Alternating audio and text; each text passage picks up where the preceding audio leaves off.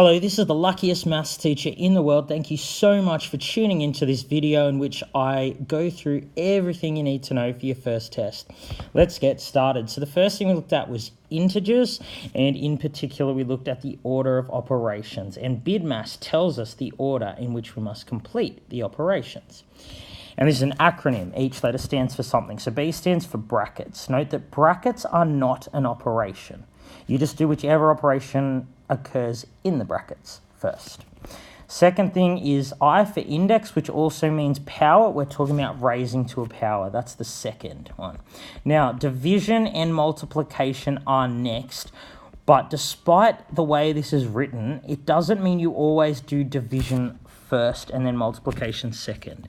You do whichever occurs first from left to right. So they're sort of the same rank, division and multiplication, same importance if you like. And the last two are the same, addition and subtraction. Similarly, you don't always do addition before subtraction. They're on the same level, and again, you do whichever of the operations occurs first when you're working from left to right. So you can use your calculator in the test. So if I give you something like -4 + 7 times 3 minus 2, and I'll put some brackets here. So if I give you that question and say, what's the answer, you can just put that on your calculator. So just so you know how your calculator is going to do it, that would give you -4 + 7 times, and I would do the subtraction first. So it'd be 7 times 3 minus 2, which is 1. And then you go -4 + 7, which gives you +3. Now, you can just get the answer from your calculator, but I might ask you a question in the test, like which operation do you perform first? In this case, it's subtraction. Remember, brackets are not an operation. Or perhaps I will give you working out like this that's wrong, and you have to find out where I made a mistake. So your calculator will help you with those kinds of questions. And if I tell you what is the answer, just put that on your calculator, but you still need to know what's going on. All right, the next thing we're going to look at is decimals. So I'm sure you know by now what a decimal actually is. So we looked at two types of decimals. We looked at terminating decimals and recurring decimals. So I just want to point out that there is another type of decimal, irrational numbers, and it's been decided they are not going to be on the test. So some of you watching the video might have learned about irrational numbers. I'm not going to go through them in this video since they're not on the test, but feel free to ask me if you have any questions. So terminating means end. Terminate something means end it. Recurring means it goes forever, and there's a pattern to it. There's always a pattern.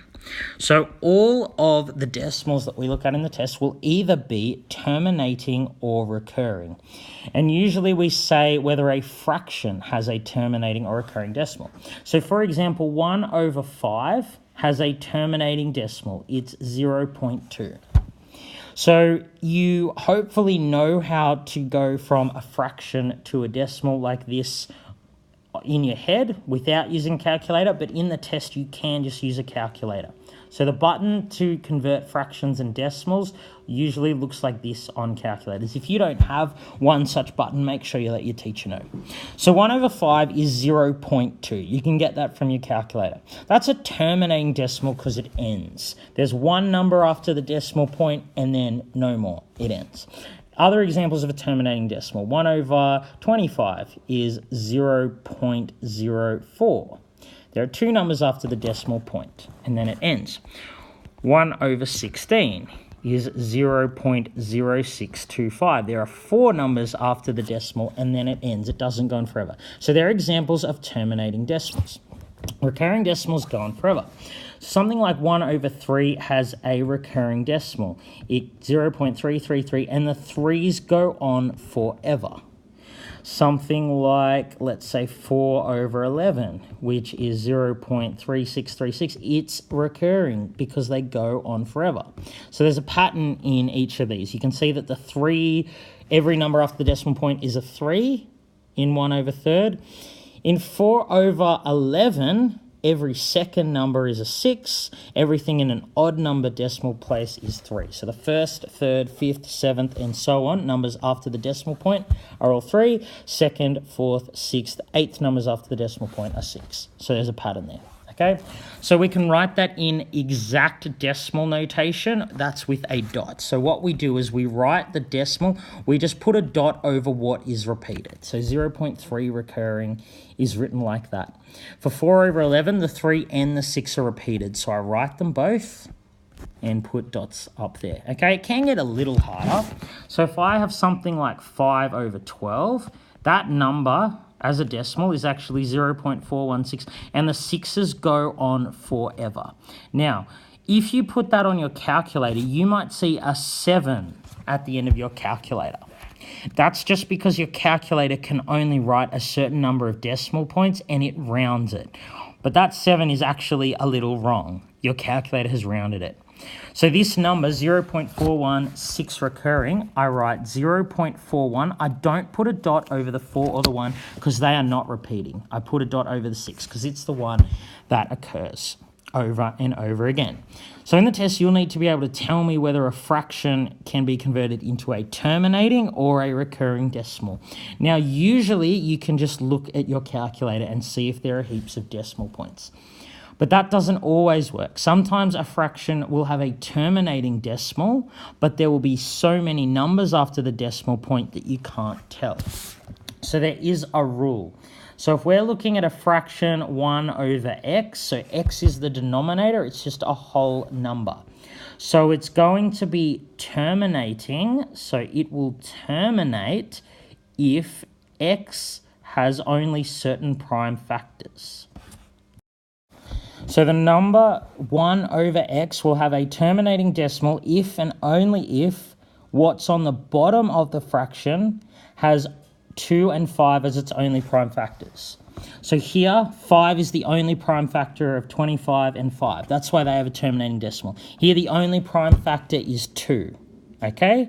So if it has only 2 as a prime factor, only 5 as a prime factor, or 2 and 5 as the only prime factors, it will have a terminating decimal. That's just another way for you to tell, because although you can usually tell things like this on your calculator, you can tell that they're recurring easily, it's not always going to be easily told from your calculator whether a decimal is terminating or recurring. So please ask any questions if you need. We're now going to go into percentages.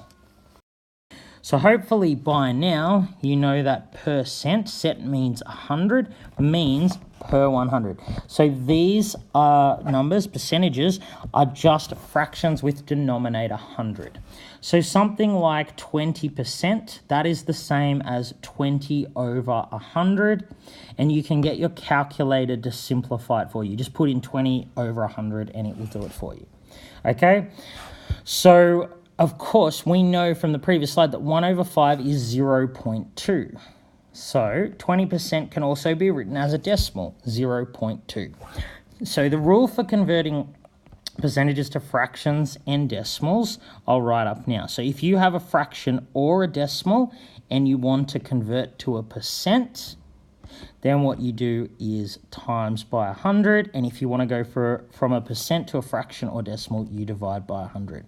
So for example, the number 4% as a fraction, you just go over 100, divide 100, because this line means divide, you can get your calculator to simplify. If I want to convert, let's say 3.2% to a decimal, I divide by 100. You can use your calculator to do it. Just put 3.2, divide 100 on your calculator, and you should get that. If I want to go the other way, let's say I have something like 1.4 and I want to make it a percent.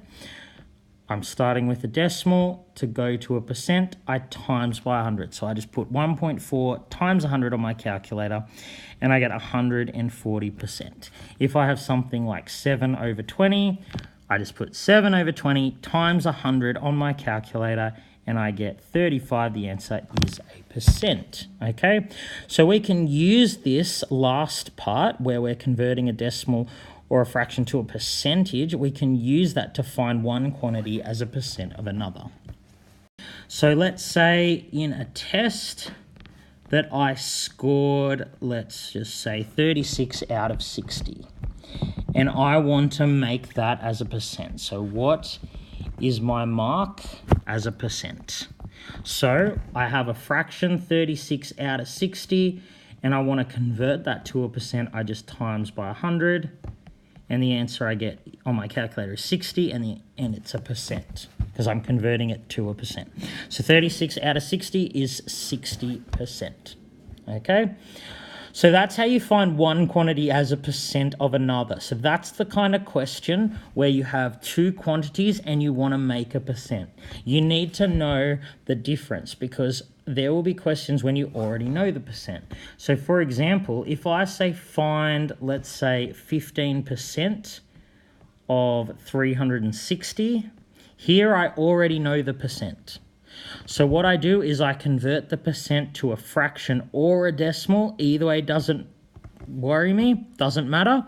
And I change of, because of means times 360. So you put 15 over 100 times 360 on your calculator and should get 54. So 15% of 360 is 54. So make sure you know the difference between this type of question where we're finding the percent and this type of question where we already know the percent and we're finding a quantity. So you need to be able to use these in financial mathematics. So I'll give you an example of that now. So here are a couple of examples of using percentages in financial maths, and this is going to be percentage change. So let's look at the first one. Buy a book for $30, sell for $45. What is my profit as a percent of the cost price?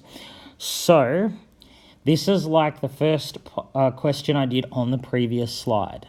So note, your profit is just how much you made above the cost price. So if I bought it for 30 and sold it for 45, my profit is 45 minus 30, which is $15. So I made a $15 profit. So I want to find out what percent 15 is of the cost price, which is 30, what I paid for it, what it cost me.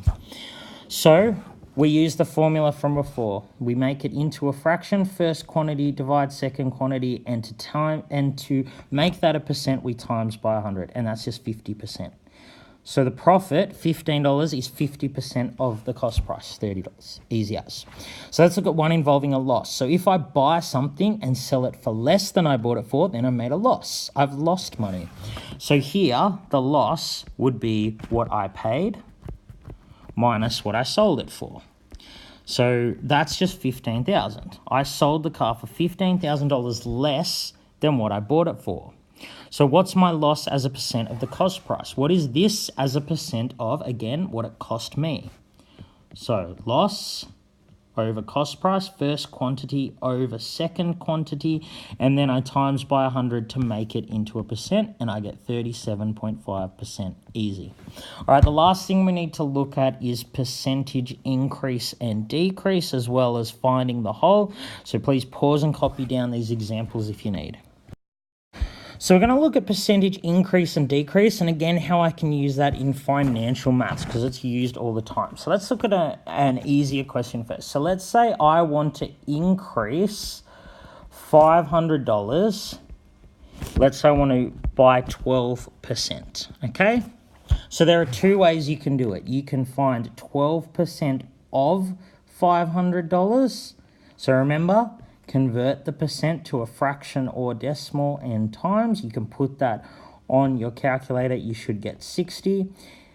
And then I can add that because it said increase. So therefore the total answer would be 500 plus 60, which is 560. The other way you can do it is note that increasing by 12% means that you're finding 112% of what you started with, the original. And to find 112% of something, I can just do 112 over 100 times 500, and my calculator will give me the answer, 560. So either way you do it is fine. Let's say we wanted to do a decrease question. So now let's say I want to decrease $40 by 25%. Okay, so two ways I can do it. I can find 25% of 40. So you change it to a fraction or a decimal. This time I'm going to go decimal. Times 40 is 10. So 25% of 40 is 10. This time I'm decreasing, so to decrease 40 by that, I need to subtract 40 minus 10 is 30. The other way you can do it is you can recognize that decreasing something by 25% means finding 75% of it. So 75% of 40, convert the percent to a fraction or decimal, times by the quantity, and I get 30. Either way, you get the same answer. So let's look at that when in the context of financial mathematics. So when I say that a price has been marked up, what the markup is, that's an increase by a percent. And when I say discount, it's been decreased. Let's look at a few quick examples. So let's have a look at these two questions here, which are financial maths questions that involve percentage increase or decrease. So the price of a t-shirt discounted by 30% originally cost $48. How much will it now cost? So hopefully you realize, I'm going to do this the quick way, that if you buy something that's been discounted by 30%, you're only paying 70% of the original price. I could use either method that I detailed on the previous slide, but I'm going to go with this one. So all I'm going to do is find 70% of $48. So 70% convert to a fraction or decimal, either way doesn't matter, times it by the quantity, and I should get $33.60. So that is how much it will now cost. Next question, $200 to make a bottle of cologne, 90% markup, how much will it sell for? So now I just want to increase $200 by 90%. So I can find 190% of 200, or I can do it the longer way, which I'll show you. I can find 90% of 200. Again, change the percent to a fraction or decimal, times by the quantity, and I get 180. Now, because I'm increasing this by 90%, that's what markup is, I need to add 180 to what I started with, 380. Okay, so the last type of question I'm going to show you is how to find the whole from a given percentage. All right, so we'll have a look at this question. Firstly, 12% of what number is 54? So when you recognize the difference, I'm not finding 12% of 54. I'm saying I started with a number, I found 12% of it. What is the number? So remember, normally what I would do to find 12% of 54, I'd do 12 over 100 times 54. But because we're finding what number I started with, what I'm going to do is the reverse. Instead of multiplying, I'm going to divide. So here, instead of timesing 54 and 12 over 100 together, I'm going to divide 54 by 12 over 100. And if you put that on your calculator, you should get 450. And that is because if you take 12% of 450, you get 54. So the next question, an item was discounted by 20%, now costs $67.20. What was the original price? So I'm not saying that the item cost $67.20, then had a discount applied. I'm saying it cost a certain amount of money. I then discounted by 20% and ended up with $67.20.